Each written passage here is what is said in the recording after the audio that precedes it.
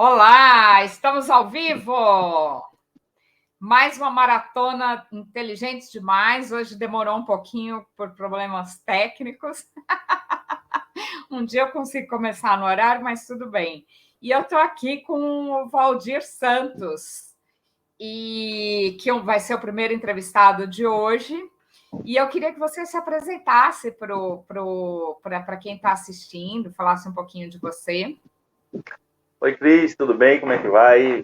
Bem, Pessoal, um prazer estar aqui, todo mundo que está acompanhando a gente, ou que vai acompanhar a gente, é um prazer estar aqui. Como o Cris falou, meu nome é Valdir Santos, eu sou do interior da Bahia, São Felipe, né? Moro em Salvador e moro também em São Felipe, agora que estou me qual a fixando, voltando distância de São Felipe até Salvador? atualmente 180 quilômetros. Em Ah, breve, em ah, breve vai passar a ser uns 70, quando fizer a ponte aqui que liga Salvador e Itaparica. Porque opa, em linha reta, São Felipe fica a 65 quilômetros de Salvador. Mas como a ah, gente está no Recôncavo, né, que é aquela região que envolve a Baía de Todos os Santos, nós temos que dar a volta em torno da Baía de Todos os Santos. Então a gente pega uma BR, que é 324, até perto de Feira de Santana, e aí vai na direção sul, na BR-101, até chegar na entrada de São Felipe. Por isso a gente dá uma volta de 180 quilômetros para uma distância real de 65, que em breve vai ser um pouco perto disso que a gente vai ter que percorrer de carro. 60, de 180 vai mudar para 65, é isso? Vamos mudar para uns 70, 75, mais ou menos, porque Nossa, vai ficar do 70 lado, então, vai né? ficar muito, muito perto, é verdade. Muito É perto. igual aqui em São Paulo, no litoral norte de São Paulo, que antes tinha que pegar uma balsa até o Guarujá, depois uma balsa até Uhum. Bertioga, aí fizeram uma estrada e ficou bem mais fácil. Pois é, vai ser uma ponte aí que. Há quem não acredite, né? Eu não tenho certeza, eu não tenho elementos assim para acreditar ou duvidar, mas se essa ponte efetivamente sair, os contratos já estão sendo assinados aí tudo. Se sair, vai ser ótimo aqui para a região, não só para a região, vai ser ótimo também para o sul da Bahia, que vai encurtar caminho, vai ser ótimo para o oeste, o sertão da Bahia, o oeste, vai ser bom para todo mundo aí, se fizer essa ponte. Então, Principalmente para você. pois é, para mim também. Ah, Então, eu estou aqui em São Felipe hoje, né, como é. tenho ficado a maior parte do tempo ultimamente, e, na verdade, eu trabalho em Salvador, mas hoje, aliás, antes de vir para cá, eu já estava há algum tempo em teletrabalho. Então não faz Hum. muita diferença, né, onde eu estou. Então eu estou trabalhando de casa e aproveitando as vantagens de se morar numa cidade pequena no interior, que não é tão distante da capital. Então, quando você precisa de alguma coisa, a gente está sempre com acesso fácil. Que legal. Me fala um pouquinho da sua profissão, o que você faz?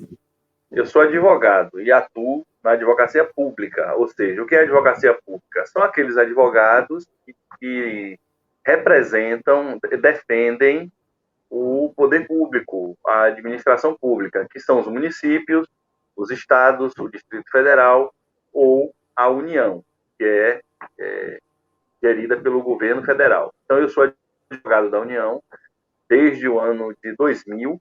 Né? Antes disso, eu fui procurador do Estado, no estado de Sergipe, e antes eu fui oficial da Polícia Militar. Ingressei na Polícia Hum, Militar com 18 anos. Então, a minha trajetória profissional, basicamente, ela foi toda no serviço público. Eu tive carteira assinada num período em que eu dei aula em algumas faculdades em Salvador. Aí, ao mesmo tempo em que eu era servidor público, eu dava aula em algumas faculdades de direito. hum, Isso há um tempo atrás. Então, hoje, o trabalho que o órgão no qual eu trabalho, que é a AGEU, faz é a representação judicial, ou seja, quando a União precisa de um advogado, seja para se aconselhar ou para ser defendida na justiça, ela conta com a equipe da Advocacia Geral da União. Quando é feita a defesa na justiça, se chama de contencioso, a advocacia contenciosa. E quando se hum. faz a orientação, é a advocacia consultiva, que é dar o assessoramento jurídico para os órgãos do governo federal. E hoje eu não estou, na verdade, nem em uma nem em outra atividade. A maior Hum. parte do tempo eu estive na parte de justiça, de contencioso. Mais de 3 anos, 2 anos e pouco para cá, eu fui convidado para trabalhar na corregedoria e hoje eu trabalho na corregedoria. Opa, que legal. Em 2000, acho que 2007, 2008 também eu passei um período na corregedoria, fiquei uns 2 anos mais ou menos, agora já tenho quase 3 anos novamente, e o trabalho que eu faço hoje é o que no meio judicial se chama de correição, que é você verificar como o trabalho dos colegas está sendo feito, está tudo feito dentro das normas, está tudo feito com produtividade, obtendo sucesso, obtendo resultados possíveis. Esse é o trabalho que eu faço hoje na Tipo corregedoria. uma supervisão? Mais ou menos uma supervisão, porque, na verdade, quem faz a supervisão de verdade são os órgãos de chefia. São a Procuradoria Geral, que fica em Brasília, a Procuradoria Regional, que no caso da Bahia também fica em Brasília, é a própria Advocacia Geral da União, através da equipe do advogado geral, que faz essa supervisão. A corregedoria auxilia, cuidando mais assim da verificação do dia a dia, a maior parte do trabalho é essa, né? Verificar se as coisas estão sendo feitas de forma produtiva, de maneira que se consigam bons resultados, e também quando há algum erro, algum desvio de conduta, alguma irregularidade praticada por alguém da Advocacia da União, a corregedoria também atua nesse caso. Ok.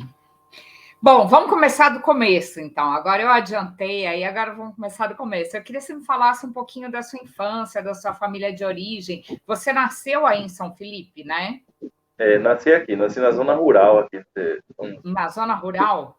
Nasci na zona rural, uns 5 quilômetros da sede do município, perto de uma serra, numa localidadezinha chamada Jaqueira. Lá nessa localidade eu vivi até os 3 anos, quase 4, quando meus pais se mudaram para a sede de São Felipe, né? Porque lá não tinha escola assim, de qualidade para gente, eu e meu irmão, para a gente poder seguir em frente. Na época só éramos eu e meu irmão. E aí a gente veio para São Felipe aqui. Meu pai tinha um comércio lá na zona rural, ele se estabeleceu como comerciante também na cidade, e depois ele passou a conciliar a atividade de comerciante com um pequeno sítio também, onde ele produzia Ele tinha frango. comércio do quê? No começo era um comércio de secos e molhados, né? Que antecedeu o supermercado. É Então a vendia vendinha, é tudo a venda da cidade, né? as pessoas, aqui já, naquela época já havia várias. As pessoas, normalmente, principalmente no sábado, que é o dia que tem a feira da cidade, elas vêm da zona rural fazer suas compras e no dia a dia, durante a semana inteira, as pessoas da cidade, na época em que não havia supermercado, em cidade pequena, que era o caso, as pessoas faziam suas compras de arroz, feijão, macarrão, as coisas que a gente compra em mercado. Aí depois ele conciliou isso com um frigorífico. Depois ele passou a vender coisa de congelados e tal, de peixes e tudo. Aí depois ele começou a produzir frango de granja, começou a criar peixe. Na época não, ninguém falava em criar tilápia aqui na região, ele foi pioneiro Sério? Que nessa seu pai. criação. Olha, que legal. E criação de frango de granja também, que as pessoas achavam uma coisa assim dificílima, complicada, e só quem podia criar eram os grandes produtores que tem aqui na região da gente mesmo, tem aqui a uns 80 quilômetros, 60 quilômetros, tem 2 cidades que são historicamente fortes nessa área de criação de frangos, né? Então, eles muito bem estruturados, com altos investimentos e com muitos profissionais para orientar e tal e tal. E meu pai se atreveu a produzir, deu certo, ele continuou produzindo, até que ele percebeu que, por causa de custos, dos insumos e tal, era melhor ele comprar na mão dos grandes produtores, já que é perto, né? Aí ele voltou a comprar com esses fornecedores e parou de criar, mas continuou comercializando isso e um bom tempo ainda. Legal. Então, você conviveu bastante na zona rural quando você era criança? Até depois, porque quando eu fui morar em Salvador, eu tinha 11 anos e Hum. vinha muito nos finais de semana, passava as férias todas sempre aqui em São Felipe, então a minha convivência com a zona rural era permanente, era o tempo inteiro. E como meu pai tinha comércio, mais ainda, porque eu ficava sempre por lá, e sempre gostei muito de conversar com pessoas velhas, bem velhas mesmo. E aí eu ficava lá conversando, às vezes aquele cidadão que vinha para comprar alguma coisa e tal, ficava lá batendo papo, tinha espaço para isso, né? Então, a minha convivência foi o tempo inteiro, porque tanto meu pai é oriundo da zona rural, apesar de que ele morou um bom tempo em São Paulo, depois em Salvador, e voltou para se estabelecer aqui. Mas, além dele, minha mãe também era da zona rural, não da mesma região. Uma região também próxima daqui do município, mas no lado oposto, na outra região do município. E também eu frequentava muito a casa dos meus avós, conhecia muita gente lá, como conheço até hoje. Ia muito nas férias, passeava muito. Finais de semana, a gente sempre estava indo para a casa de um ou do outro, né? E aí a minha convivência com as pessoas da zona rural é muito intensa, muito. Uhum. Eu, quando era criança, eu gostava de conversar com adulto também. Eu não gostava muito de ser criança. Eu queria crescer logo porque eu achava que as pessoas não me levavam a sério. É... Você enfrentou alguma dificuldade na infância? Olha, enfrentei várias dificuldades na infância. Assim, o que me chamou a atenção, a primeira escola que eu estudei, onde eu fiz aqui já na cidade, né, que eu fiz a primeira série, a professora me aprovou e recomendou que eu pulasse o segundo ano. E encaminhou isso por escrito para a Secretaria de Educação, e aí já era em outra escola que eu ia estudar, mas só que lá não foi aceito porque eu tinha a idade abaixo do que era previsto, não podia, eles não aceitaram a minha matrícula na terceira série, então fui fazer a segunda série. Mas mesmo na segunda série, eu era o menorzinho, o mais novo, e era magrinho, aí era prato cheio para tomar porrada, para apanhar, principalmente porque eu gostava muito de fazer perguntas, muito mesmo, né? Que Principalmente quando tipo de chegava perguntas? Que tipo de tudo que você perguntas? imaginasse, tudo que você imaginasse. Eu Consegue lembrar de alguma? não vou conseguir lembrar de um exemplo assim, mas assim, coisas que, principalmente as coisas que estavam fora do que estava sendo ensinado ali.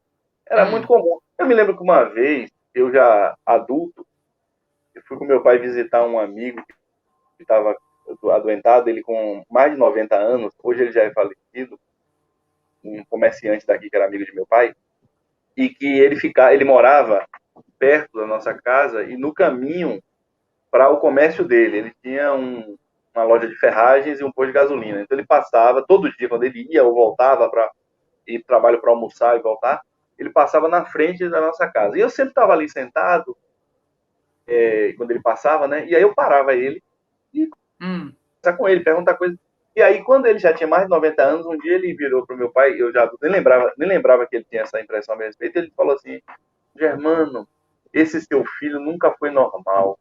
Quando ele era criança, que ficava ali na porta, ele fazia perguntas e não eram perguntas de criança, eram perguntas de adulto. Eu me lembro é, que ele fez essa referência. E eu nunca, antes dele falar isso, eu nunca tinha notado que havia essa percepção, pelo menos dele, em relação a mim.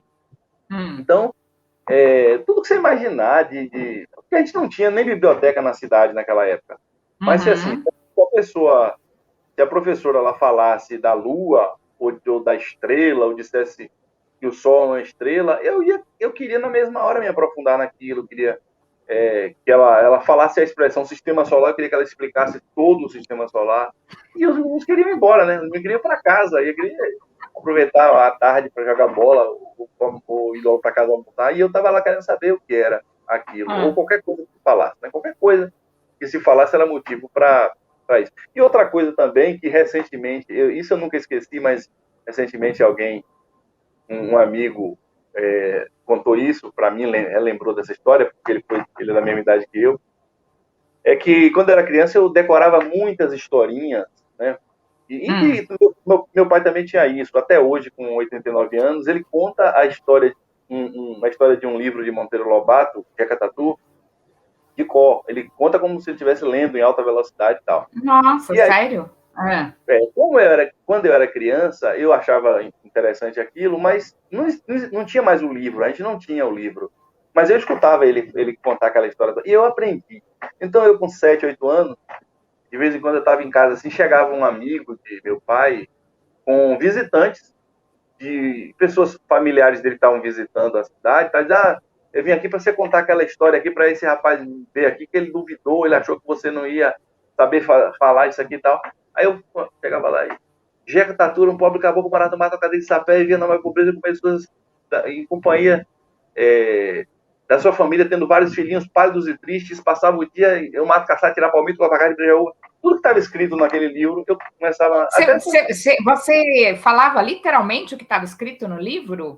Era decorado, né? Porque meu pai tinha decorado, talvez na década de, sei lá, 50, 40, meu pai decorou isso, e ele repetia. E você Aliás, decorou só de ouvir, você não leu? Foi. Eu acho que eu nunca tive contato com esse livro que contém o conto de Jeca Tatu, de Monteiro Lobato. Eu acho que eu nunca li. Eu acho que não. Né? Mas aí fazia isso e as pessoas vinham para olhar e tal. Aí na outra vez que a pessoa voltava na cidade, às vezes a pessoa que vem só nas festas e tal, que tem família, aí vinha, já trazia outro, ó, vem aqui pra eu ouvir e tal e tal. Eu acho que se naquela época tivesse internet, esse pessoal ia me chumar, né? Colocar lá no... Como fazem no TikTok, hoje? Você pode ganhar dinheiro no TikTok, Valdir. Pois é. Eu acho que as pessoas inteligentes estão perdendo muito dinheiro em não fazer essas coisas. Agora, meu pai tem esse hábito, porque assim, eu me lembro que ele falava inúmeras coisas que ele fala até hoje. Por exemplo, quando ele foi morar em São Paulo, muito novo, e ele foi estudar, que na época precisava fazer um curso sério de verdade para ser motorista, ele foi motorista de caminhão. Então, para se habilitar lá, tinha que aprender mecânica e não sei o que e tal. E aí ele fala até hoje a lista das peças auxiliares do motor, dos componentes do motor, e repete aquilo com a rapidez danada, aquela coisa memorizada, porque, assim, meu pai tinha 7 irmãos, eram 8 filhos de meu avô, e nenhum teve a oportunidade de estudar, né? Nenhum saiu do fundamental. E meu pai foi alfabetizado pela irmã dele, mais velha. Todos foram meu avô que era famoso na região porque fazia conta de 3 dígitos e multiplicar e fazia cálculos de percentual e não sei o quê.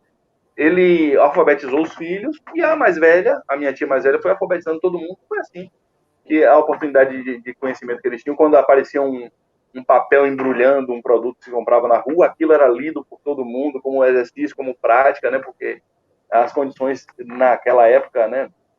Meu avô teve filhos a partir da década de 1920, 1930, meus tios foram nascendo e tal.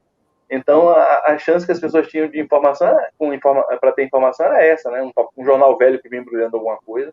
E aí eles aproveitavam para exercitar e tal. E meu avô gostava muito de matemática, fazia cálculos e tal.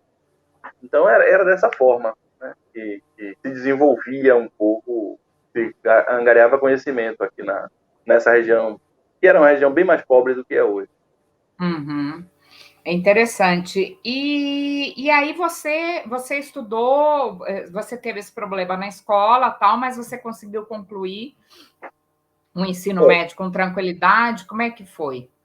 Bom, na segunda série, que eu te falei que eu apanhei muito, até a terceira ainda estava apanhando, né, nessa escola. Aí eu chegava em casa todo quebrado e chorando e tal. Eu não me lembro de ter falado que eu não queria voltar para a escola, mas eu me lembro que eu reclamava muito das porradas. E aí ainda bem que não antecipou, né? Porque se tivesse antecipado ia ser pior, né? Acho que sim. Aí minha mãe conseguiu uma transferência no meio do ano, para eu não continuar apanhando lá nessa escola onde eu estava. Transferi para uma escola onde a diretora era prima de minha mãe, então ia poder ficar olhando, acompanhando, evitando que alguém me batesse e tal. E depois, aí eu concluí a terceira série nessa escola, a quarta série também. Coincidentemente, como é uma cidade pequena, é assim mesmo, a professora da quarta série, aí eu já não tinha mais esse problema, mas a professora da quarta série era outra prima de minha mãe também. Né? E aí ela ficava sempre de olho e tal. Depois eu fiz a quinta série aqui também. E no final da quinta série eu participei do concurso para ingressar no Colégio da Polícia Militar. O Colégio da Polícia Militar, hoje as pessoas ingressam no Colégio da Polícia Militar através de sorteio. É feito um sorteio público, todo mundo se inscreve. Não, mas aqui em São Paulo tem concurso também. Aqui é um absurdo, aqui é uma tragédia que fizeram com o Colégio da Polícia Militar. Hoje tem, acho que mais de 10 colégios da Polícia Militar, isso é ótimo, né, porque levou essa cultura para regiões do interior, escolas administradas pela Polícia Militar, mas que as pessoas ingressam, às vezes, contra a vontade, porque os pais colocam no sorteio, se inscrevem, e o filho vai sem a vontade de ir. Porque se o filho fosse obrigado a fazer um concurso, bastava ele errar tudo lá e ele não entrava, né? Mas Na época tinha esse concurso, então eu passei a quinta série estudando com um professor particular, reforçando o conteúdo lá que ia ser cobrado para ingressar na sexta série lá no colégio. Aí, na sexta série, eu fui para Salvador morar na casa de uma tia que tinha um filho, meu primo, que já estudava nesse colégio, era um pouco mais novo que eu, e que era assim, CDF, era não, até hoje, ele é muito, muito, ele é professor hoje, mas ele, na época, ele gostava muito de estar premiado, ele tirava primeiros lugares, ganhava medalha, né, que na escola militar tem muito reconhecimento pelo rendimento escolar, ele era premiado sempre, tal, sempre gostou muito de estudar, e aí dava certinho comigo. A única diferença que tinha é que minha nota era baixa, a dele era alta. Mas, assim, as áreas de interesse que a gente tinha, por exemplo, geografia, que eu Você gostava tirava muito, nota baixa? tirava. Eu perdi a sétima série, Cristiane. Eu fui aprovado na sétima série. Mas, Mas assim, o eu que me lembro. aconteceu? Como assim? Não atingi a nota, não atingi. Eu nunca tive nota alta, né? Porque enquanto eu estava nas escolas em São Felipe, beleza, era tranquilo. Mas eu fui para uma escola que tinha um rigor muito grande, uma cobrança muito grande, que exigia que eu tivesse uma base escolar, uma base de formação, de conteúdo que eu não tinha. Eu tive muita dificuldade por causa disso. E eu me lembro, desde quando eu ainda estava aqui na quinta série, as pessoas ficavam assim, lembrar os estados do Nordeste, os estados do Norte, os estados... E eu falava, na sequência, o nome de todos os estados, direto, né, sem parar, era bem decoradinho. A extensão territorial dos países, a população dos dos mais populosos países do mundo, essas coisas assim que hoje a gente vê muito, é muito frequente. E que, inclusive, isso não é uma coisa assim fora do comum, como muita gente pensa. Quando eu cito assim qualquer coisa que eu até hoje ainda tenho de lembrança, né? Tudo isso que eu lhe falei, acho que eu tenho tudo ainda. Quando eu faço isso, muita gente se impressiona, mas eu sinceramente não é humildade o que eu estou falando aqui agora. Eu acho que isso é uma coisa que existe muito, porque eu vejo muito isso, né? E além de existir muito, poderia existir muito mais, mesmo entre pessoas que não são consideradas inteligentes, ou até entre pessoas que não são inteligentes, porque se trata de mera memorização. Não significa que eu compreendo aquilo tudo, né? Então, simplesmente é a repetição do som da palavra, daquele conteúdo, daquela informação. E isso se adquire com a repetição, com a atenção e com a repetição, atenção, repetição e concentração. As pessoas acabam decorando. Então, não acho que isso seja grande coisa. Né? Mas, para quem nunca tinha visto, ver uma criança de 7, 8, 9 anos falando os países, os estados do Brasil, as capitais, e parecia uma coisa bem impressionante. E aí acabou que eu fiquei com aquela fama de estudioso, né? Fiquei com aquela fama de estudioso. E não era verdade, pelo menos nesse sentido do estudioso, o colegial, o estudioso que tira nota alta, nunca fui. Fui reprovado, né, na sétima série. Alguns amigos meus que foram reprovados junto comigo fizeram, não sei como é que chama hoje, mas tinha uma coisa chamada dependência, que ele ia para um colégio privado, fazia lá o próximo ano condicionado a recuperar aquele ano que ele perdeu, nas matérias que ele perdeu. E aí o cara voltou depois, alguns voltaram depois, um ano na minha frente, e eu fui normal.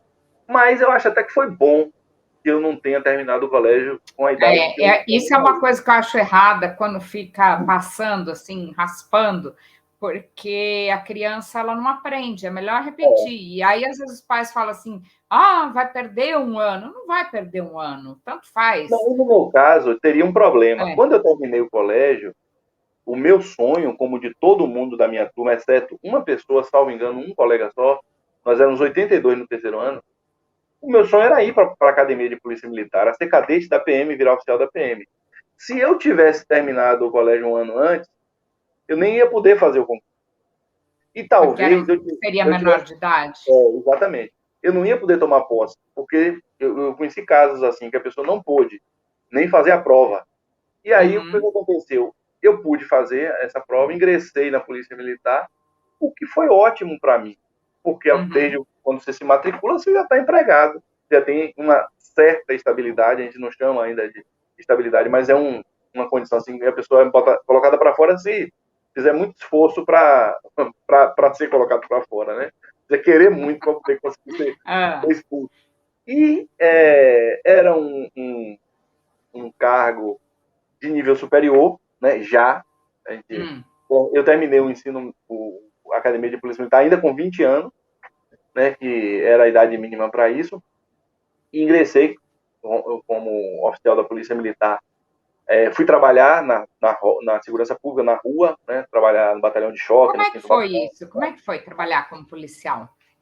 Foi ótimo, é uma coisa que dá uma experiência de vida, uma percepção da sociedade, um fortalecimento, uma mudança de conceito que você não imagina. E eu tenho como comparar, porque basta eu observar. Eu tenho 3 tipos de público para comparar a experiência que é ser oficial da Polícia Militar. O primeiro público é o pessoal que fez a Academia de Polícia Militar e hoje é coronel, né? Se eu tivesse permanecido, hoje seria tenente-coronel ou coronel. Esse é um perfil de público. O outro perfil de público é aquele colega que foi colega do colégio, mas não ingressou na Academia de Polícia Militar. Então, ele seguiu outro rumo profissional. Ele é médico, contador, advogado e tal. Nunca foi militar, efetivamente. Ele só foi aluno de uma escola militar de nível médio. E o terceiro público é minha parte. Eu ingressei na Academia Militar, fui oficial da Polícia Militar, trabalhei na rua durante alguns anos e depois eu saí para uma carreira diferente. Na maioria das vezes as pessoas saem para a carreira jurídica. Foi o que aconteceu comigo. Então eu tenho contato com todos esses amigos e percebo uma diferença muito grande na forma de ver as coisas. Né? Primeiro, para perceber que o próprio curso da Academia de Polícia Militar dá uma transformada gigantesca nas pessoas. Então, quando eu terminei a academia, eu via os outros colegas... Como que é essa transformação? O que faz? Olha, na academia de polícia, não sei hoje se está da mesma forma, mas a gente passava por situações de extrema dificuldade, de extremo sofrimento. A cada ano tinha uma atividade chamada Jornada de Instrução Militar. Naquela época se chamava assim, JIM, Jornada de Instrução Militar. Então a gente passava um período dentro do mato, aprendendo sobre guerrilha, aprendendo sobre sobrevivência na selva, aprendendo sobre como fazer armadilha para caçar animais para sobreviver, ou como fazer armadilha para o inimigo não nos atacar dentro do mato, nos flagrar, porque é treinamento para guerra de guerrilha. E também treinamento para atividade de confronto com bandidos armados, fortemente armados. Então a gente passa esse período quase que sem dormir nenhum dia, bebendo muito pouca água, chegando ao extremo, correndo altíssimo risco. Diversas pessoas sofrem acidentes. Acho que hoje nem tanto. Mas na minha época, vários colegas quebraram. Um quebrou o osso aqui na minha turma, o externo, outro quebrou o tornozelo. Pessoas de outras turmas quebraram braço, perna, punhos. Isso é atividade de treinamento, simplesmente, né? E aqueles treinamentos em que você está dormindo lá, tentando dormir na barraca lá, acampado, no meio do mato, que chama de bivac. Você está lá no meio do mato, acampado. Você não sabe se daqui a pouco vai chegar o instrutor junto com um monte de soldado se fazendo de inimigo e atacando a gente, botando a gente para correr, ou botando a gente para reagir. Então isso dá uma visão. E no final ainda tem um percurso muito grande que a gente faz, carregando fuzil, carregando mochila, como se estivesse indo para um confronto. E a gente sabe que no caminho vai ter uma emboscada. A gente sabe que no caminho a tropa vai ser atacada e a gente não sabe onde é que vai ser. Né? Então a gente vai desde o comecinho já tenso ali, esperando a hora que vai ser atacado e tal. Então esse treinamento todo aliado ao conteúdo de 3 anos, onde você tem aula de armamento, manutenção de armamento, tiro prático, abordagem policial, muitas aulas de direito, mas principalmente a parte prática do curso de técnica policial, ele leva a gente a situações extremas de cansaço, de sofrimento, porque assim, você entra com a tropa, como eu na prática tive a oportunidade depois de formado de fazer isso, você entra com a tropa dentro de um bairro todo irregular, onde a viatura não pode entrar, você vai ter que deixar do lado de fora, no asfalto, para entrar. No Rio de Janeiro, normalmente esses bairros ficam no alto, são os morros. Aqui na Bahia, em Salvador, esses bairros ficam na parte baixa. As invasões, o termo favela já está aqui, mas não era tão comum que usar essa expressão favela. Mas assim, as baixadas, as invasões que eram construções irregulares feitas nas várzeas do município de Salvador, para a gente entrar nesses lugares era uma coisa assim assustadora. Se a gente não tivesse o treinamento ao qual a gente é submetido durante a formação militar, o cara ia passar vergonha na frente da sua tropa, porque ia chegar para o soldado, para a gente dizer assim: nós não vamos entrar, nós vamos deixar o bandido ir embora, fugir, nós vamos deixar a família que está lá feita refém sem a nossa proteção. E isso não pode, em hipótese alguma, acontecer, porque é para isso que a Polícia Militar existe, né? Para proteger o cidadão. Então, esse treinamento pelo qual a gente passa, de extremo sofrimento, da imposição de conceitos sobre responsabilidade, sobre honestidade, sobre humanidade, sobre cuidados com as pessoas, sobre compreensão das pessoas, né? Tem muito isso também. As pessoas que vão fazer um curso qualquer, como eu fiz depois o de direito, ou como quem fez contabilidade, administração, medicina, não existe uma parte da formação que é voltada para essa relação com as pessoas, para esse cuidado com as pessoas. Então, acaba você tendo uma percepção, principalmente na parte de você compreender o outro, de você entender você acha que a inteligência te ajudou nisso, nesse processo? Acho sim, e a mim e a várias outras pessoas, na verdade, assim, na minha turma da polícia, tem várias pessoas que eu identifico como pessoas extremamente inteligentes e eu percebi que elas também foram ajudadas muito disso, né? Nessa parte da formação. Eu acho que ajudou bastante.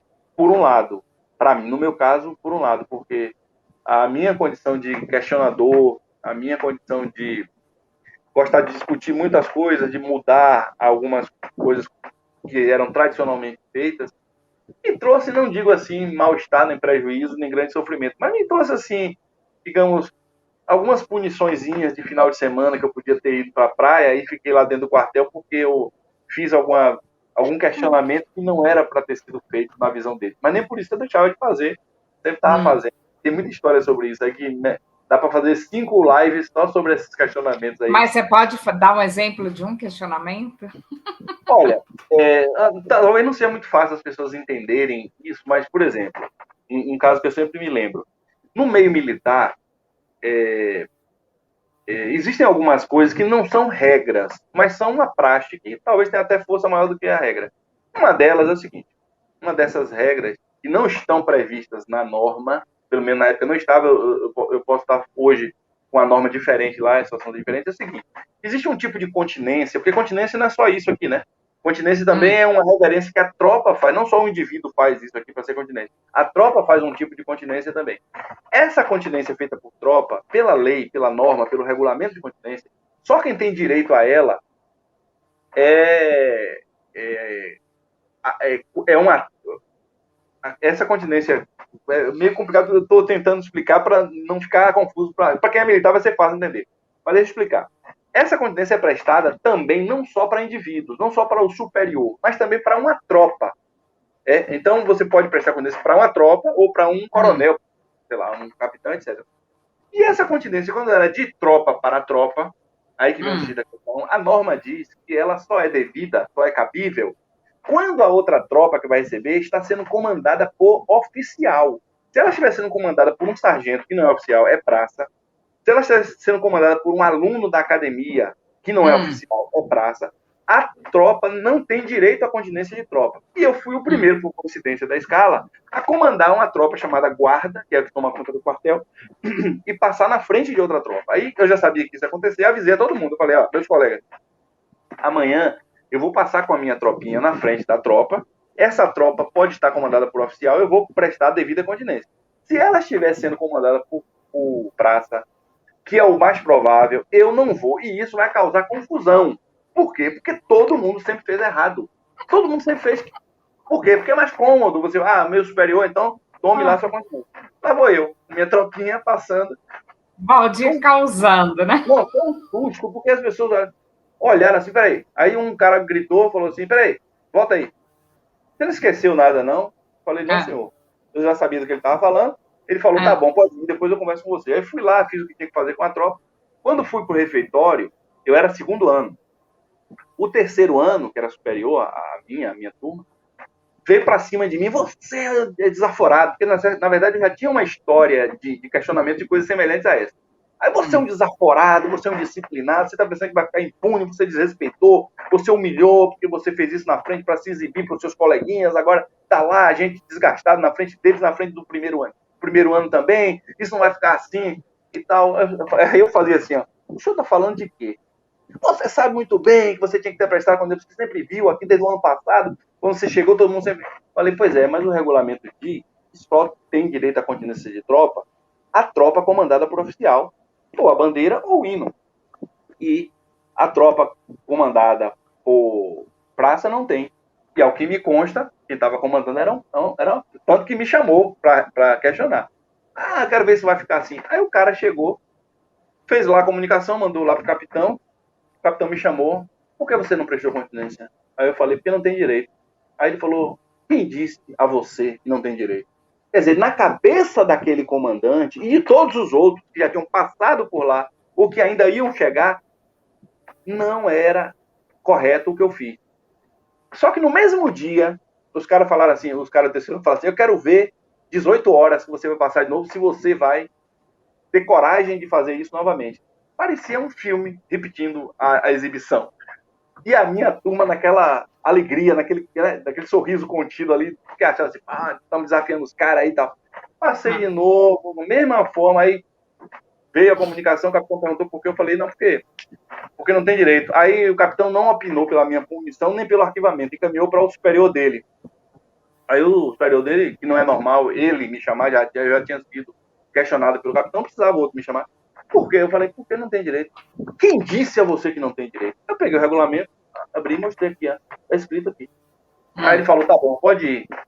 Fim das contas, uma coisa que eu nunca imaginava aconteceu. O comandante criou uma comissão para a interpretação do regulamento e me convidou, me incluiu na comissão para a interpretação do regulamento. Resultado, dali para frente, o que eu fiz foi tido como errado, passou a ser regra. E olhe, e isso passou a ser regra só lá, porque no restante dos quartéis inteiros do Brasil, eu não sei se em algum lugar alguém prestou atenção nesse detalhe, e eu tinha, por acaso, prestado atenção. Então, os caras, quando viram que eu me viram fazer coisas desse tipo, tem vários outros exemplos desses, eles faziam o seguinte, o que é que eles faziam? Já que essas coisas que eu fazia não podiam gerar punição para mim, porque eu estava fazendo uma coisa que estava certa, eles olhavam assim, seu sapato está empoeirado, aí anotavam lá e diziam que eu estava com... você chegou atrasado 12 segundos. Não, mas eu acabei de chegar. Não, chegou atrasado. O outro aí chegou agora, não importa. Você chegou atrasado 12 segundos. Coisa desse tipo, né? Então, essa minha forma de questionar as coisas, que assim, eu não conseguia me livrar, nem consigo nunca me livrar desse tipo de comportamento, me trouxe alguns prejuízos, mas não pelas coisas em si que eu fazia, e sim pelo reflexo que isso gerava. Por quê? Porque gerava raiva nos caras que estavam acostumados. Os caras estavam acostumados assim, eu tô aqui, vão ter que prestar continência de tropa para minha tropa. Talvez ninguém tivesse lido, né? Não, sabe por que não é isso? Porque no ano seguinte, eu fiquei lá segundo ano, terminou o terceiro ano, e eu me formei e fui embora. Uns 4 anos depois, eu contei essa história. Eu fui dar aula lá na Academia de Polícia, contei essa história para os alunos. E você acredita que voltaram a fazer errado? Eu acho que até hoje fazem. Porque tem essas coisas também, né? No militarismo tem essas coisas, essa forma assim de é mais fácil você fazer aqui como parece que é obrigação, e na verdade não é, né? Então eu acho até uma coisa ruim, uma coisa... Faz mais fácil, né? E aí, como é que você foi para o direito? Como é que você foi estudar direito? Foi quando você era policial ou não? Quando eu já tinha terminado a Academia de Polícia, eu já queria fazer o curso de direito, né? E aí eu fui para... O pessoal da academia não vê a hora de você sair, né? Nada, todo mundo é meu amigo. Todo mundo. E aí, quando terminou, eu fiquei um ano descansando, aproveitando a vida, e no ano seguinte eu me inscrevi num pré-vestibular para fazer o vestibular. Isso porque... assim, eu não entendo nada da parte prática. Então, você trabalhava quando você estava na academia, você está se formando e atuando como policial? Não, na academia a gente só atua como estagiário. A gente vai para operações, assim, acompanhado, supervisionado pelos oficiais e tal, trabalhar num grande evento, na festa da Lavagem do Bonfim, no carnaval. Aí vai lá Mas você chegou a trabalhar profissionalmente como policial ou não? Depois que eu me formei. Depois que eu me Tá. formei. Depois que eu me formei, fiquei um ano só trabalhando, né? Sem fazer, sem estudar. E aí, O descanso foi do estudo, não do trabalho. É isso que eu não tinha entendido. só do estudo, só do estudo. Aí, depois que passou esse ano, eu me matriculei no pré-vestibular para fazer, porque eu queria fazer direito ou administração. E só havia 2 faculdades de direito em Salvador. Havia uma terceira no interior, que era em Itabuna, mas em Salvador só tinha 2. E aí era muito difícil. Eu tinha que fazer o vestibular, ou eu tinha que fazer o pré-vestibular para conseguir passar, né? Aí fiz um ano de pré-vestibular e me inscrevi em uma em administração e na outra em direito. Aí eu fui aprovado em administração na Universidade Federal e fiquei na lista de espera da Católica para direito. E fui aprovado. Ou foi o contrário, não sei. Eu sei que em uma eu entrei logo, na outra eu fiquei na lista de espera. O fato é que eu fiquei fazendo 2 faculdades. Fazia direito na Católica e administração na Federal. E como eu tinha a pretensão de fazer outro concurso, eu priorizei direito e concluí mais rápido o direito. Fazia 2, 3 matérias na Federal Administração, só para não perder a vaga. Para que quando terminasse direito, eu fosse fazer administração. Só que logo depois que eu terminei direito, eu passei no concurso de procurador do Estado em Sergipe. E aí eu tranquei meu curso de administração e fui trabalhar em Sergipe. Transferi para lá, consegui a transferência para lá, e 2 anos depois, eu fiquei 2 anos lá, eu tentei trazer de volta, 2 anos depois que eu tomei posse como procurador do Estado, eu fui chamado para ser advogado da União. Passei no concurso de advogado da União. E aí tinha vaga para Salvador. Aí quando eu tomei posse em Salvador, nesse cargo, que é federal, então, o de lá, que era estadual, eu não podia nunca deixar de morar em Sergipe. Agora, com esse, eu tinha chance de... Podia muito bem ir para outro estado, mas tinha vaga na Bahia e eu fiquei aqui. Aí, quando eu vim, eu tentei trazer de volta a minha vaga para a federal, para a administração. Só que aí estava numa época que tinha um escândalo grande aqui na imprensa sobre pessoas que tinham feito vestibular em faculdades privadas no Rio, em São Paulo. Lembro bem que falavam da Gama Filho, falavam da Estácio. E essas decisão judicial conseguiam vagas na Universidade Federal da Bahia, de forma fraudulenta. Deu muito processo, muita coisa e tal. E eu fiz o meu pedido, não na justiça, não precisava, mas aí não tinha vaga, porque estava sobrecarregada, as vagas todas ocupadas por essas decisões. Né? Aí acabei não conseguindo terminar o que eu queria, porque eu passei bastante da metade, gostava muito do curso de administração, acabei não terminando o curso de administração. Mas lá em Sergipe eu fiz uma pós-graduação em Direito Constitucional, foi muito bom, gostei muito de ver excelentes professores, inclusive um que é marcante para qualquer pessoa, que é bem conhecido, né, porque foi ministro do Supremo depois disso, já é aposentado, Carlos Aires de Brito, excelente professor, né? Então, já ouvi falar. Era uma oportunidade muito boa que a gente teve lá de ser aluno dele. E aí voltei para Salvador do ano 2000, porque quando eu fui para lá foi em 98. E aí de 2000 até agora eu trabalho na advocacia da União e não fiz mais concurso, porque já não me interessava mais nenhuma outra carreira, é só essa mesmo. Mas você deu muita aula sobre concursos, né? Eu lembro que você fazia palestra, escreveu livros a respeito de prestar concurso, como se sai melhor nos concursos. Fala um pouquinho disso também. Uma coisa curiosa, que quando eu fazia muita palestra sobre isso, as pessoas perguntaram como é que você começou a fazer isso? E eu me lembro muito bem. Quando eu estava fazendo concurso, eu estava no 5º semestre da Faculdade de Direito, no 4º e no 5º semestre da Faculdade de Direito, no ano de 94, se não me engano, eu fiz vários concursos para nível superior. Para quê? Para saber se eu ia passar quando eu terminasse a faculdade. E aí eu passei em alguns deles, e em um deles eu passei em primeiro lugar e fui nomeado. Só que eu não tinha ainda a minha graduação em Direito. E o edital exigia Direito, Administração, Economia, Contábeis ou Ciências Atuariais. Esse edital, que é um tribunal da Bahia, que é o Tribunal do Trabalho, era tão absurdo que tinha um dos 5 cursos possíveis, era um curso que nem tinha na faculdade, em nenhuma faculdade da Bahia, que eram de ciências atuariais. Mas alguém copiou um edital de outro lugar e manteve esse curso aí. Ou então tinha algum parente lá de alguém que tinha aquela formação e eles queriam favorecer. E eu questionei essa regra. Eu questionei dizendo o seguinte: o cargo é de nível superior, correto, está na lei. Eu tenho nível superior, porque o curso da Polícia Militar é de nível superior. Então, eu não tenho nenhum desses 5 cursos, apesar de estar em formação em 2 deles. Mas, como eu já tenho nível superior, e essa especificação feita nessas 5 áreas contraria a lei, porque a lei não permite que você delimite, você tem que aceitar qualquer curso superior, como hoje é, aliás, desde aquela época passou a ser, depois que eu questionei, passou a ser, para qualquer curso de nível superior. Então eu queria que eles aceitassem a minha graduação que eu já tinha. Aí o tribunal não aceitou, eu entrei na justiça e perdi. Eu fui julgado lá esse processo foi julgado lá pelo próprio tribunal, e o tribunal julgando a si mesmo, né, julgando sua própria decisão, disse que ele estava certo. E aí eu me aprofundei no estudo desse assunto. Né? Me aprofundei para dizer o seguinte, que quando o cargo é de nível superior, o edital não pode especificar que é curso A, curso B, curso C. Não. É nível superior e superior. Agora, se a própria lei disser assim, para ser médico tem que se formar em medicina, correto. Para ser psicólogo tem que ser formado em psicologia, correto.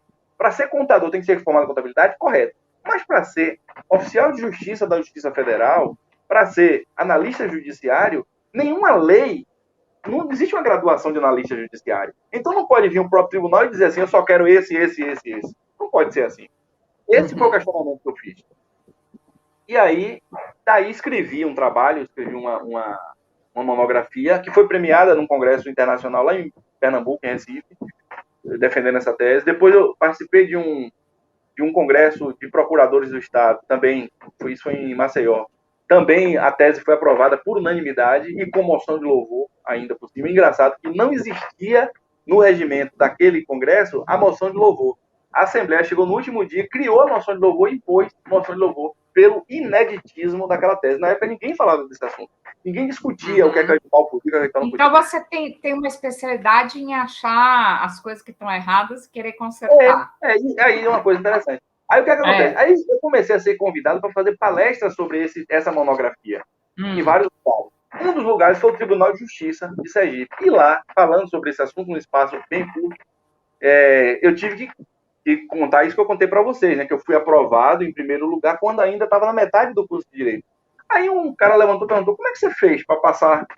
Se a gente sempre pergunta assim, quantos anos você estudou para passar no concurso? Quer dizer, você nem começou a contar os anos depois de formado, já foi aprovado. Aí eu falei, não, eu desenvolvi uma técnica porque eu tinha um problema durante o meu período, quando eu comecei a fazer concurso nessa época da faculdade. Qual era o problema? Eu fazia federal e católica, 2 faculdades, bem puxadas. Tinha semestre que eu era obrigado a pegar 13 matérias, 14 matérias. Só que eu trabalhava e eu tinha 2 estágios. Eu estagiava em 2 escritórios de advocacia. Então imagine, como é que alguém tem 2 estágios, trabalha e faz 2 faculdades, tem tempo para estudar? Eu não Você tinha. dormia 2 horas por noite? Eu dormia bastante. Na verdade, na maior parte das noites eu não dormia porque eu trabalhava à noite. Justamente porque quem trabalha à noite tem uma folga maior. Para conseguir dar conta dessas atividades todas, eu passei a trabalhar só de 7 da noite às 7 da manhã. Mas, em média, eram 2 ou 3 serviços por semana, o que fazia com que eu tivesse uma folga muito maior do que os meus colegas. Mas ninguém queria trabalhar naquele serviço porque era muito cansativo. Então, tinha dia que eu tinha meia hora para estudar, tinha dia que eu tinha 10 horas para estudar, tinha dia que eu tinha o dia inteiro, porque estava folgando de tudo, era final de semana. E acabou que eu precisava me encaixar esse tempo, o conteúdo que eu precisava estudar nesse tempo que eu tinha disponibilidade, né? Que era pouco, no final das contas, muito menos do que as outras pessoas. Aí, eu desenvolvi um método de como aprender aquilo ali com mais facilidade e resultado. Nesse concurso que eu falei que eu passei em primeiro lugar, eram 80 questões. Eu errei uma. E essa uma que eu errei, eu empatei com outra pessoa lá em primeiro lugar, essa outra pessoa errou também. E depois eu descobri que o gabarito estava errado. Então, quer dizer, se aprende tudo dessa forma, e fazendo como eu fazia e tal. Aí eu expliquei isso no congresso lá para o público. Aí o rapaz falou, você precisa falar sobre isso e tal. O congresso lá no Tribunal de Justiça acabou às 18 horas. E aí o coordenador falou assim, se você quiser continuar falando aí, as pessoas, os alunos, a maior parte é estudante de direito, vai querer ouvir, se você quiser falar sobre... Aí eu comecei a falar sem nunca ter feito uma palestra sobre esse assunto. Continuei falando sobre como eu estudava. 18 horas. Cristiane, 21 horas eles compraram pizza para me servir, porque eles não queriam que eu parasse de falar sobre aquele assunto. Aí eu descobri, tá aí, eu vou começar a falar. Naquela época eu dava aula, né, de direito constitucional, para concurso. Eu falei assim, quer saber de uma? Eu vou começar a ensinar isso aí, que as pessoas querem aprender. Aí marquei alguns eventos, algumas palestras. Naquela época não existiam pessoas fazendo isso. Hoje não, você tem milhares de coaches, você tem milhares de orientador, mentor e não sei o quê. Mas naquela época não. Então eu saía para São Paulo, Curitiba, Rio de Janeiro, Brasília, cobrando 20 ou 30 reais por pessoa e fazia uma palestra de 2 horas e meia. Esse conteúdo eu ia agregando aquilo que as pessoas perguntavam durante a palestra e chegou, acredite se você quiser, às 5 horas. Eu lembro de uma palestra que eu fiz sem intervalo, das 18 às 23. E as pessoas ficam, as pessoas querem fazer concurso, ficam, porque elas percebem que aquilo está sendo útil e importante para elas, né? Aí depois, aquilo está definindo a vida delas. Aí depois eu publiquei um livro sobre esse assunto, que é o Concurso Público, Estratégias e Atitudes, que é esgotado. Depois eu publiquei outro livro, que é Mitos, Lendas e Mentiras sobre o Concurso Público. Hoje eu só falo sobre as mentiras, né? Tudo que te dizem que você tem que fazer, mas que está errado. E eu explico lá porque está errado, né? Esse outro livro. Criei o primeiro programa de rádio do Brasil sobre concurso público, na Rádio Excelsior da Bahia. Aí depois a Rádio CBN, onde eu era colunista, aqui, a Rádio CBN em Salvador, eu era colunista de concurso, me chamou para criar um programa, e tinha um programa diário na Rádio CBN sobre concurso. O Jornal à Tarde, eu já era colunista também de concurso, que era o maior jornal do Norte e Nordeste, hoje talvez rivalize aí com um outro que é o Correio, Jornal Correio, mas era o maior jornal em tiragem do Norte e Nordeste. Desde então, até hoje, eu sou colunista, né, tenho minha coluna fixa lá no jornal falando sobre concurso, sem nunca repetir o tema. Então, esse tempo inteiro, eu fiz muito isso. Aí, um dia, eu já tinha uns 3 anos com um programa de rádio no ar, e eu recebi, por e-mail, não sei, uma divulgação de um programa de uma rádio de São Paulo, dizendo assim, o primeiro programa sobre o concurso do Brasil. Aí eu peguei, liguei, né? Telefonei para a jornalista, que estava lá eram 3 pessoas que faziam parte da equipe desse programa, e falei assim, fulana, me diz uma coisa, você se recorda, ela era jornalista e dava assessoria a muitos cursos e tal, falei assim, você se recorda que algumas vezes você ligou para mim para pedir para eu entrevistar os seus assessorados, os seus clientes, num programa sobre concurso? Como é que você coloca na sua divulgação que você está fazendo o primeiro programa sobre concurso do Brasil? Aí ela falou assim, não fui eu que fiz esse material, realmente eu não prestei atenção quando começaram a divulgar, e aí retiraram essa chamada, esse slogan, e passaram a não usar mais essa expressão, porque de fato, o primeiro programa sobre concurso foi esse, da Rádio Excelsior, que era A Hora dos Concursos, era o nome do programa. E na CBN era CBN Concurso. Então, o que eu percebo, assim, que você é uma pessoa que sempre vai aproveitando as oportunidades que aparecem, né? Você enxerga as oportunidades quando elas surgem e abraça e vai atrás disso. É verdade. Eu queria saber se, além da inteligência, você tem alguma habilidade especial. Encher o saco dos outros, irritar as pessoas que... Assim, eu conheço bem essa habilidade. Pois é, eu nunca fui fã da violência. Eu passava aqui... Eu nunca fui fã de violência, nunca gostei de bater em ninguém, né? E olha que na polícia, às vezes, você tem, assim, a chance e até vontade, mas você não pode fazer isso, né? Então, nem deve dar o exemplo, né? Conseguia me conter com relação a isso. No entanto, você pode encher o saco da pessoa, você pode irritar a pessoa lá que está te irritando, é muito melhor do que você partir da violência. Só que às vezes assim, a irritação fica desproporcional, né? Quando você começa a encher muito saco. Esse é um talento que você tem mesmo. O de encher o saco, né? O de descobrir, isso aí que eu já te falei, né? De descobrir essas novidades, né? Assim, parecia que a vida inteira todo mundo tinha que estudar da mesma forma, e eu inventei algumas formas, são 8 métodos de estudo que eu ensinava, Não, mas eu E as quero ir agora para o dark side, eu não quero ficar nesse lado eu sei. Aí, do sucesso. qual coisa? Ah, você quer ir pro lado mal, né? Claro. Qual é a coisa mais fácil que tem, rapaz? É só você É, descobrir o que é que incomoda lá a outra pessoa, né? é, E você enche o saco dela. Você é, joga, você joga argumentos que são iscas para que ela exponha aquilo que você já sabe que ela ia expor, é.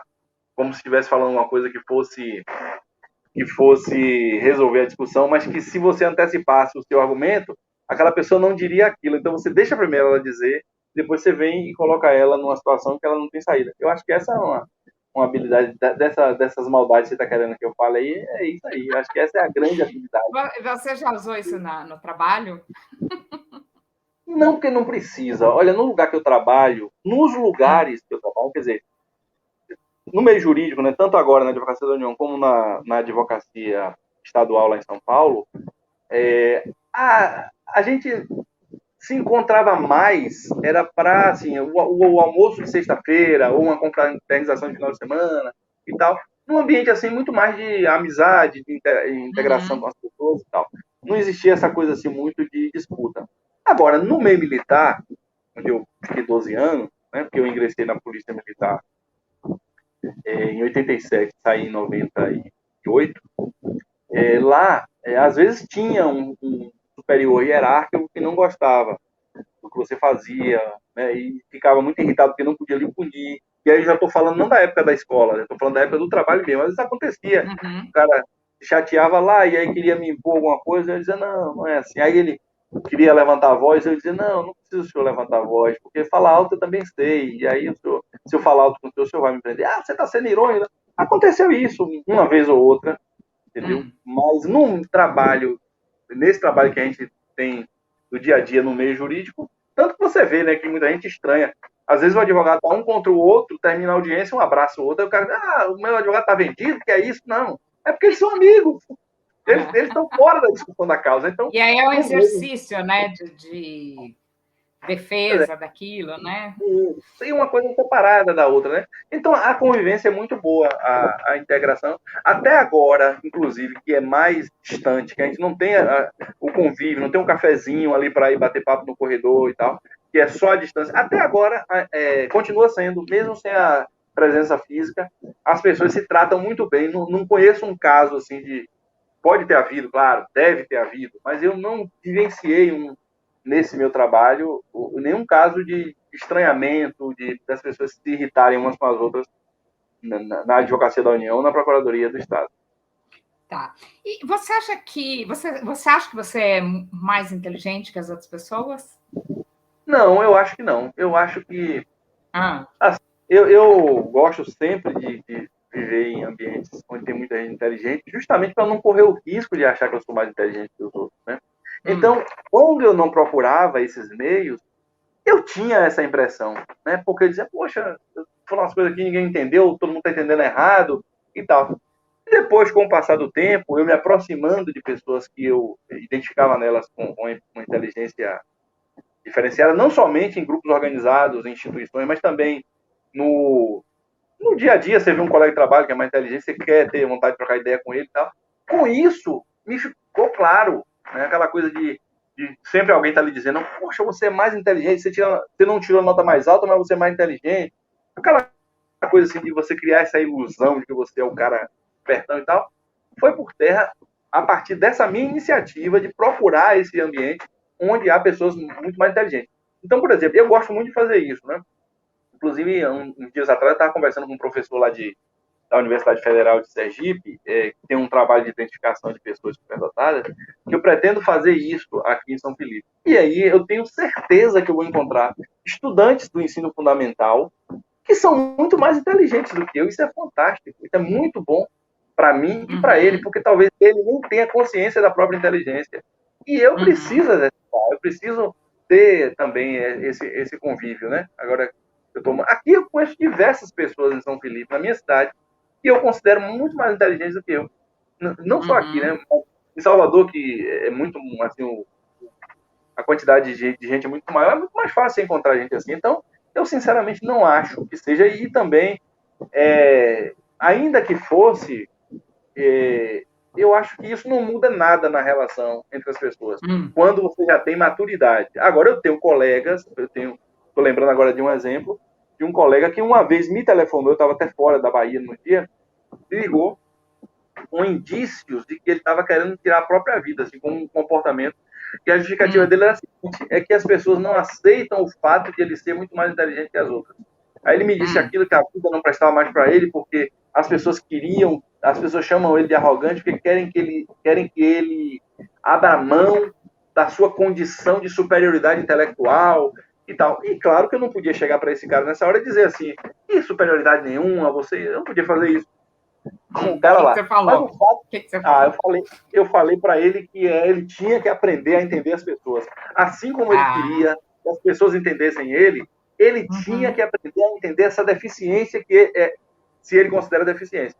E aí, eu acho que as pessoas inteligentes, lugar, eu comparo com uma janela. É como se a janela fosse maior, né? Então, se você é inteligente, você tem uma janela maior e você enxerga mais coisa. E que muitas vezes cada pessoa tem uma janela de um tamanho diferente. Então, se o outro não enxerga aquilo que você enxerga, é sua função mostrar, explicar aquilo que você está vendo, né? É verdade. Pois é. Eu acho que ele estava tentando isso e não conseguiu. Acho que ele não teve paciência, que é outra coisa também, que as pessoas precisam ter muito com as outras. Eu fico incomodado quando eu vejo alguém que perde a paciência com um amigo porque o amigo não entendeu alguma coisa. Peraí, mas não é culpa dele, ele não entendeu. Ele não é que ele entendeu, fingiu que não entendeu, ele está com dificuldade de entender. Então você não pode ficar nervoso por isso, você vai piorar as coisas, não vai conseguir se entender também com ele. Então eu fico chateado quando eu vejo isso, a pessoa, é burro. Não existe essa necessidade. A pessoa pode até ser, porque tem gente também que tem a hipocrisia de dizer assim, não, somos todos igualmente inteligentes. Idiotice sem tamanho, né? Assim como tem gente alta, baixa, magra, gorda, forte, fraca, bonita, feia. Tem gente que é mais inteligente e menos inteligente, não há dúvida disso, mas muita gente não aceita esse negócio. E tem gente que aceita só para chamar o outro de burro, para tentar ofender a pessoa assim. E a gente sabe que a inteligência é um atributo importantíssimo, talvez o mais importante da nossa espécie, mas que depende muito do que é que se está falando e fazendo para saber se a inteligência continua sendo o atributo mais inteligente. Em determinadas circunstâncias, a inteligência não é. Muito pelo contrário, a inteligência atrapalha e prejudica muito. Deixa eu te perguntar uma coisa. Você já acordou de mau humor alguma vez na vida? Não lembro. De manhã logo, acho que não. Não. De mau humor, não me lembro. Não lembro. Se eu acordei, eu acho que eu poupei as pessoas de perceberem isso, viu? É que você tem uma vantagem, que eu não sei se você percebe, que é um temperamento que você está sempre bem. Então, você tem a média, né? O humor médio, tem um pouco acima, um pouco abaixo, tem gente que flutua, tem gente que é mais depressivo, e você está sempre acima, né? Está sempre cantando, quem te conhece ouve esse seu lado, que eu não perguntei um talento, você não falou que você canta, toca violão, gosta de contar piadas e cantando, né? Então, isso é uma coisa que é um facilitador. Às vezes, uma pessoa que é mais depressiva, ela não tem essa condição de ter a empatia com o outro, porque ela sempre enxerga o lado negativo, né? As dificuldades, né? E eu acho que isso é uma coisa que te ajuda bastante. Eu acho que sim. Eu acho. Mas quando você fala assim de talento para música, é uma coisa que eu acho muito importante também falar. Eu não me considero talentoso na música. Eu acho que claro, eu gosto de cantar, sei cantar um pouco. Mas em termos de instrumento musical, eu não tenho uma habilidade grande, eu não tenho um ouvido de músico. Eu não consigo tirar uma música sozinho, eu preciso também tem uma revistinha, né? Eu preciso do aplicativo. Mas aí, claro, eu memorizo as notas e acabo tocando sem precisar dessa ajuda. Mas eu não me sinto assim, eu não acho que esteja uma qualidade diferenciada, porque o que eu sei fazer com o violão é uma coisa tão simples que eu digo que qualquer pessoa pode fazer, qualquer pessoa pode aprender, principalmente se for aprender com quem sabe pouco. Porque o grande erro de quem quer aprender a tocar um instrumento é procurar um professor e complica as coisas em sua vida. Então, agora eu me animei, porque eu não sei tocar nenhum instrumento, nada. Ontem eu estava falando sobre isso com uns amigos aqui. Nós estamos aqui também querendo criar um clube de música, né? Para despertar talento, para encontrar. Porque, assim, os maiores músicos do mundo, Cristiano, eu nunca vi ninguém falar isso, mas alguém já deve ter falado. Os maiores músicos do mundo nunca estiveram perto de um instrumento musical. Os maiores músicos do mundo nunca chegaram perto de um instrumento musical e não sabem que seriam um grande compositor, um grande intérprete, um grande instrumentista. Não sabe. Por quê? Porque a música não chega para todo mundo. Então a gente vai criar um grupo para poder democratizar o acesso à música, aos instrumentos, ao conhecimento teórico, inclusive, também. E essa é uma coisa que eu sempre digo. Eu aprendi a tocar violão, porque também não tenho muita paciência para aprender coisas muito complicadas, porque quem me ensinou sabia pouco. Eu tinha pessoas em volta, lá na academia, é uma outra característica muito importante da vida militar, que as pessoas compartilham conhecimento, e você faz grandes amizades, e tem, assim, amizades que ficam para a vida inteira. Lá havia pessoas com habilidades fantásticas no violão.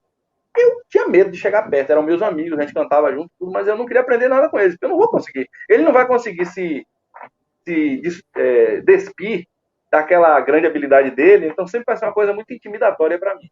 Aqueles que estavam aprendendo, estavam começando, que aprendiam um pouquinho, com muita dificuldade, era deles que eu aprendia. Por isso que eu acho que a maioria das pessoas que aprende violão sem ser em música, em escola de música, aprende assim, porque aprendeu com quem estava aprendendo, aprendeu com quem sabia pouco. Eu acho que eu consigo, se você me der 10 pessoas que não sabem tocar violão, e você pegar outras 10 e der para um músico muito hábil, no segundo dia só tem 5, né? Porque os caras já vão embora. Ele vai mandar fazer coisas repetitivas, cansativas, e que o dedo vai doer, e que, isso mesmo, tem que sofrer. Né? O cara não quer isso, as pessoas querem ser felizes.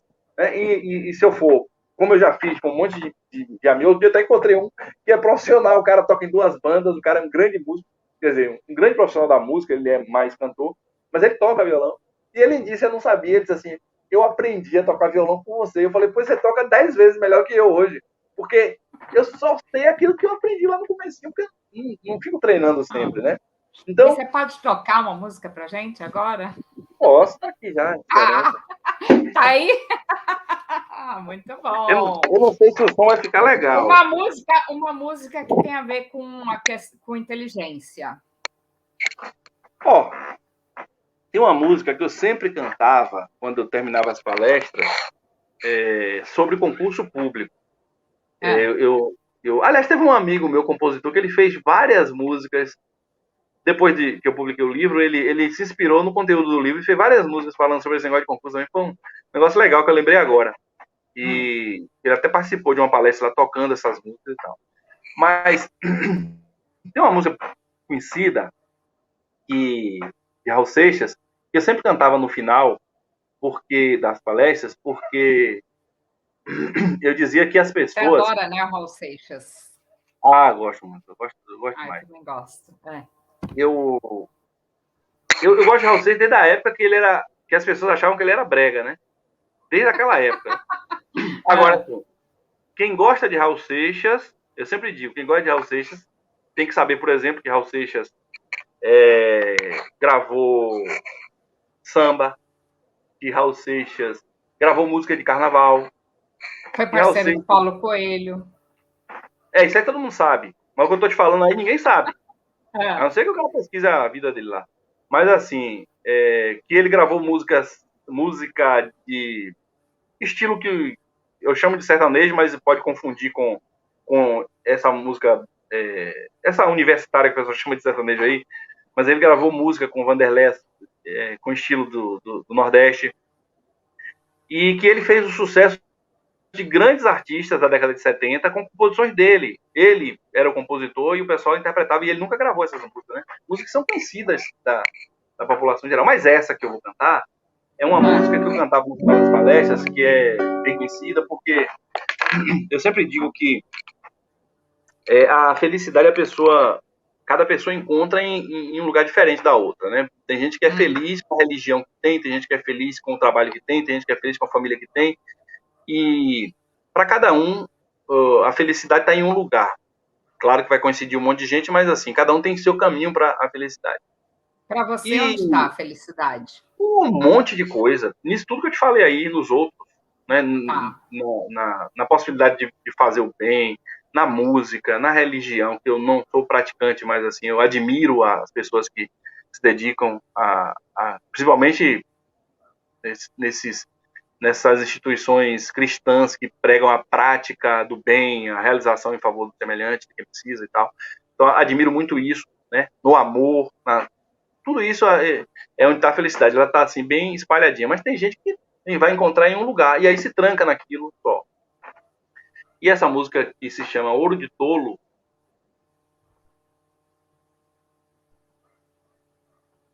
fala que é a satisfação apenas dos objetivos profissionais e econômicos, né? As pessoas cantam, acham engraçado. Tá dando uma travadinha. Mas assim, essa música tem uma história interessantíssima, uma mensagem muito interessante. Eu estou preocupado aqui porque o microfone está vindo para cima. Não sei se... tá travando um pouquinho. Talvez seja isso. Veja aí, cidadão, você está ouvindo minha voz? Você está ouvindo minha voz normalmente aí? Tá bom? Então vamos lá.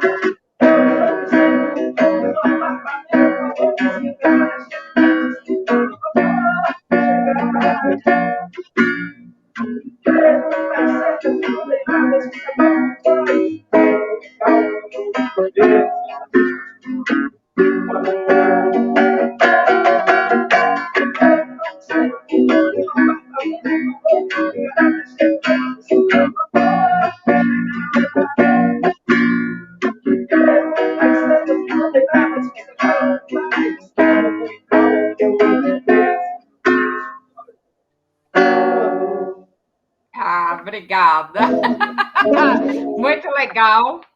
Eu vou encerrar e depois eu vou colocar a legenda, porque não deu para ouvir muito bem você cantando, mas deu para ouvir o violão ficou aqui em cima. Acho que o violão ficou em cima do microfone, então. Deve ter sido isso. Mas depois vou colocar a legenda, e também é uma música bastante conhecida, e eu acho que a letra dessa música é muito representativa, né? Ela é muito legal mesmo. E eu queria te agradecer, desejar um bom final de domingo para você. Para você também, para todo mundo que está acompanhando. E muito obrigada pela entrevista. E valeu. Até. Até a próxima. Um abraço. Tchau, tchau. Até. Tchau.